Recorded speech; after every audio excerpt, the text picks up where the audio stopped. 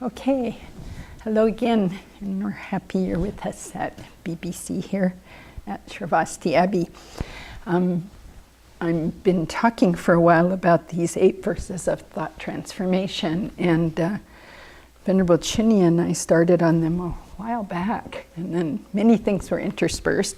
And then I started with some of the ones that have been the most challenging. So now I find that we're at verse number 8. And again, for those who might be tuning in for the first time, this is in the Pearl of Wisdom, Buddhist Prayers and Practices, Book 2, that you can get from Snow Lion Press. And this is a wonderful compilation of prayers and practices that Venerable Chidren has put together with, based on many things by one of her teachers, Lama Zopa Rinpoche. And these 8 verses are embedded in the meditation on Thousand-Armed Chenrezig, which is a deity that embodies compassion. So thus the 1,000 arms with an eye in each hand and always ready to help. So it's a quality of our own hearts that we want to develop completely. And of course, to do that, then what's in the way? Okay, so we always have to look what's in the way of these innate qualities that we want out in the world, we want towards us, we want to give them, but something's blocking them. And it's always our friend, no, not our friend, the self-centered attitude. I was just reading a book by Sogyal Rinpoche, and he was talking about this self-centered attitude, how sneaky it is. And it will even take the Dharma once you are on the path a little bit and you're studying the Dharma, and the self-centeredness will take over the Dharma and make you, for example, one of the most gross things that I've run into in my own mind, gross as in obvious, but also gross as in gross, is, you know, I'm important because I'm studying the Dharma, and I'm smart because I'm studying the Dharma, and I'm better than those that aren't studying the Dharma. Well, there you go. Self-centered attitude has you, the Dharma does not. You've lost your bodhicitta because you're lost in this pride. So this verse really goes after this, and it's quite a dense verse. I'm going to read it, and then I'm only going to talk about the first 2 lines because I'm sure books are written on these first 2 lines, and the last 2, wow. Okay, so verse number 8, without these practices, which are the practices that have just gone before, being defiled by the stains of the 8 worldly concerns, by perceiving all phenomena as illusory, I will practice without grasping to release all beings from the bondage of the disturbing, unsubdued mind and karma. Every word, except maybe the word without, is packed. So the verse refers to every single one of the 7 verses before, these practices of holding people, all beings, not just people, animals, more precious than a wish-fulfilling jewel, seeing myself as the lowest of all, confronting disturbing attitudes, welcoming those who appear to be mistreating me because I understand that's excellent mind training. So all of these are just straight on bodhisattva path, defeat the self-centeredness. So by this time we're engaged in these practices, but now here comes the danger. The self-centered sneaky attitude comes in and defiles them with the stains of the 8 worldly concerns. So we'll take just a moment on those. They come in 4 pairs. Okay, and the first one is gain and loss. I'm more interested in my gain than I am in your loss. I'm more interested in my gain. This often refers to material things.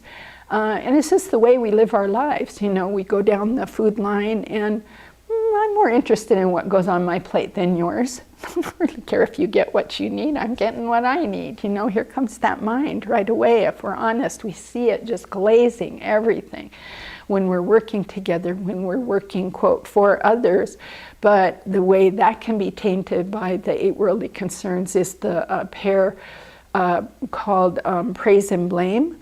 Like I'm working and doing certain things just to avoid blame of my I, or just to get praise for my I.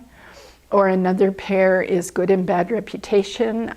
I'm being a really good social service worker, so I have a great reputation in my town and in my workplace. But and I'm trying to avoid a bad reputation, and that sometimes can be my main motive. Of course, it's mixed with some compassion. You want to do something useful in the world. These things are not black and white. So I just did 3 pairs: gain and loss, praise and blame, and good and bad reputation. Oh, what's the other one? Oh, pleasure and pain. Oh, yeah, I avoid that one because I prefer my pleasure and comfort. So pleasure and pain, and you know, we do tricky things to make sure we're the comfortable one. Venerable tells a wonderful story that she's told on herself that comes to mind, of being on an airplane and having just attended some kind of conference on all kinds of compassion. I don't know if you remember this one, but she wanted to sit in the aisle, but she got assigned to the middle seat or something like that. She had the aisle.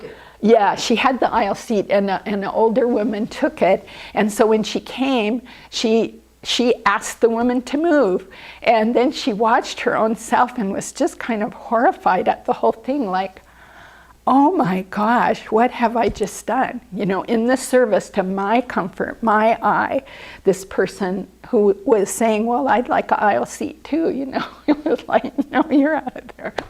So she said she sat there and did quite a long meditation on what was that just took her over. And we do these things, I don't know, maybe you don't. I do these kind of things dozens of times a day, you know. My cup of tea is more important. Whether it's the right temperature is more important than whether you get your cup of tea or you get your milk or you get to the microwave to heat it up. And it's just a point of getting this in our minds and watching it. It's, you know, the saying they say about catching the thief. We're really still, at least I am, and most practitioners, I think, unless you're pretty high level, the thief is still running around with your heart and brain and kind of doing whatever it wants unless you're vigilant and catching, and that's what all these verses are for. So that's just the stains of the 8 worldly concerns. The next line is, by perceiving all phenomena as illusory. Well, please go to the Lamrim, and especially Geshe Sopa's commentary on the Limb, Venerable Children's commentary on the Lamrim, the Gradual Path, Yangtze Rinpoche's Practicing the Path. All of these teachers have long, long commentaries on this illusory nature, and it's one of the most basic ideas in Buddhism. The interesting thing I was thinking this morning is, you know, if I could get to a place, and I think this is what some of those commentaries point to, where you realize you're just labeling this experience pain, and you're just labeling this one pleasure. And so in that, you're going after one and running away from the other. So this illusory nature starts loosening that up. One of the favorite things I like to use right now that has come from many teachers, but recently to me from reading something by Lama Zopa, is spend the day regarding everything as like a dream. So when I feel myself going into intense aversion, like I don't like that person, I'm really angry, or I really, really need that and I really, really want it, just trying to stop, I'm not able to do this much, just nanoseconds, and say, well, what if I regarded this as a dream? And right away, something loosens just a little. It's like, oh, there's not so much I, person, must have that. And that's solid, I'm solid, my need is solid, or my aversion solid. So that, and the other way to go after this as the beginners that we are is through dependent arising, understanding everything is just comes into being with so many causes and conditions, and simply meditating on one thing like this book paper, and as Thich Nhat Hanh says, the sun is in here that helped grow the tree is in here, the loggers in here, the water that went into the tree, the water that went into manufacturing. I mean, we could just go on, like who made up language and print and English and Tibetan, and you can endlessly do this with one thing. And again, it's all about trying to get at reality that is not so solid. So this is a wonderful verse that you can spend, we can all spend the rest of this life and some other lives till we get through our 3 great eons of the Bodhisattva path. Okay.